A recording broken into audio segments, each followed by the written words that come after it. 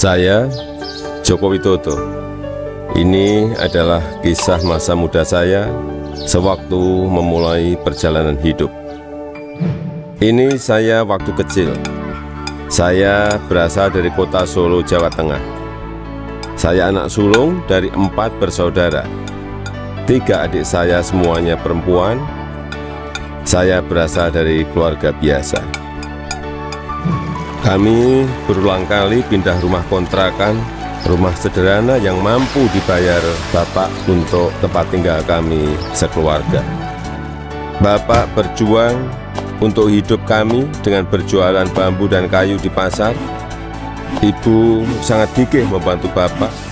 Setelah selesai masak dan membereskan rumah, ia segera pergi ke lapak dagang Bapak untuk membantu mengikat bambu dan kayu. Mereka melakukan itu semua demi anak-anaknya untuk bisa sekolah. Mereka meyakinkan saya bahwa sekolah akan mampu mengubah hidup saya. Perjuangan dan usaha Bapak sangat menginspirasi saya. Usaha Bapak berjalan baik, dagangan makin laku, dan saya tahu Ibu mulai punya uang. Saya pun mulai nakal waktu itu. Saya sering iseng memanggil pedagang makanan apa saja yang lewat dekat rumah. Tukang siomay, tukang bakso, tukang jajanan pasar. Ibu pun terpaksa membayar apapun yang saya pesan. Suatu kali saya asal manggil saja, ada tukang lewat di depan rumah. Saya pikir jual kue pasar, ternyata tukang arang. Ibu muncul sebelum saya sempat berlari. Terpaksa ibu membelinya dan langsung menyodorkan bungkusan berisi arang untuk saya makan sambil berkata, "Ayo makan, habisin ya, kamu kan yang kepengin jajan." Suatu hari kami kena gusur pemerintah daerah karena daerah rumah kami akan dibangun fasilitas kota. Kami sekeluarga terusir begitu saja tanpa ada perhatian di mana kami akan tinggal. Kejadian ini membuat kami sekeluarga sangat terpukul. Kami terpaksa menumpang di rumah paman. Keadaan yang sulit membuat kami sekeluarga gigih berjuang lebih keras. Bapak menjadi sopir angkutan umum. Setelah sekolah, saya membantu ibu berjualan di pasar meneruskan usaha Bapak. Kami sekeluarga menjalani hidup tanpa mengeluh dan saling mengalirkan energi positif. Bersama-sama kami berjuang untuk tidak lagi menumpang. Kerja keras tidak pernah sia-sia. Bapak bisa membuka bengkel usaha kayu. Setelah beberapa tahun, akhirnya uang bisa terkumpul untuk membeli rumah sederhana. Tahun 1980, akhirnya saya memutuskan untuk kuliah di jurusan Teknologi Kayu, Kehutanan UGM. Saya memilih jurusan tersebut agar saya dapat belajar lebih mendalam tentang perkayuan. Saya ingin mengikuti jejak Bapak, ingin membangun bisnis kayu Bapak menjadi besar. Ini saya gondrong waktu kuliah, dan saya suka banget dengerin musik cadas dari Nazareth, Queen, Metallica, Judas Priest, Guns N' Roses. Saya juga hobi banget naik gunung. Gunung Lawu, Gunung Merapi, Gunung Merbabu, Gunung Kerinci, sudah saya daki. Menginjak masa penulisan skripsi di dekat akhir kuliah, saya sudah agak kalem. Akan menginjak dunia kerja, saya memutuskan untuk lebih serius. Saya bertemu dengan gadis bernama Iriana. Dia teman adik saya yang sering main ke rumah. Pertama curi-curi pandang, lama-lama jadi jatuh cinta. Iriana orangnya sederhana, dan itu yang saya suka. Pacaran waktu itu berat di ongkos tapi ringan di hati. Saya naik bus penuh sesak, bolak-balik Jogja Solo demi bertemu Iriana.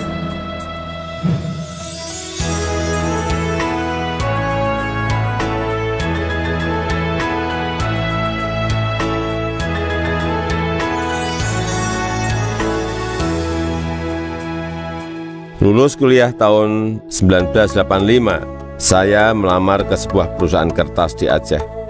Setelah diterima, saya baru tahu akan ditempatkan di hutan rimba Pekerjaan saya adalah mempersiapkan persemaian pinus untuk kemudian ditanam di lapangan di hutan-hutan yang gundul. Beberapa bulan setelah itu saya kembali ke Solo untuk menikahi Iriana dan menyiapkan keberangkatan kami ke Aceh. Masa awal pernikahan kami berada di dalam hutan rimba selama 2,5 tahun. Pada tahun kedua, Iriana sudah dalam kondisi hamil dan kita memutuskan untuk melahirkan anak pertama kami di Solo. Kembali ke Solo, mulai ikut paman bekerja di pabrik mebel untuk mencari pengalaman. Di sini saya belajar banyak tentang bagaimana menjadi pengusaha yang baik. Semua posisi pernah saya lakoni, di produksi, di pemasaran, semuanya pernah saya alami. Tahun 1987, anak pertama saya lahir, Gibran Rakabuming. Gibran itu singkatan dari gigih dan berani. Saya ingin putra pertama saya punya semangat hidup seperti namanya. Lahirnya Gibran juga memicu saya untuk mendirikan perusahaan pertama saya yang bergerak di bisnis mebel dengan nama CV Rakabu.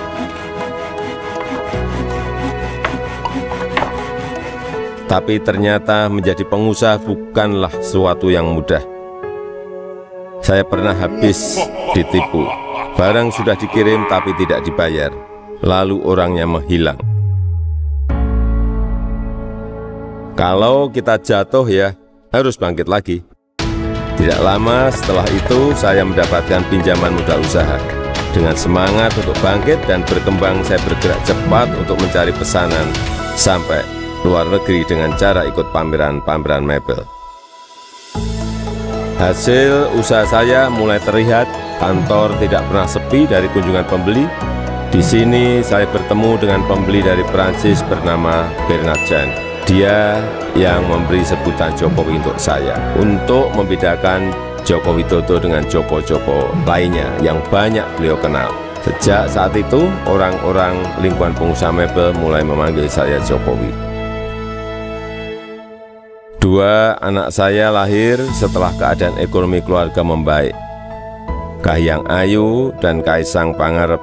Saya ingin anak-anak saya mengenal sekolah kehidupan yang dilandasi perjuangan untuk mandiri, supaya mereka semua mampu membangun kehidupan yang kukuh. Keluarga adalah sumber kekuatan terbesar bagi saya. Saya yakin yang saya alami waktu muda sedang kalian alami sekarang. Tidak ada Jokowi hari ini jika tidak ada sejarah susah hidup saya. Teruslah berjuang mewujudkan mimpi-mimpi kalian. Mari kita terus bangun Indonesia maju.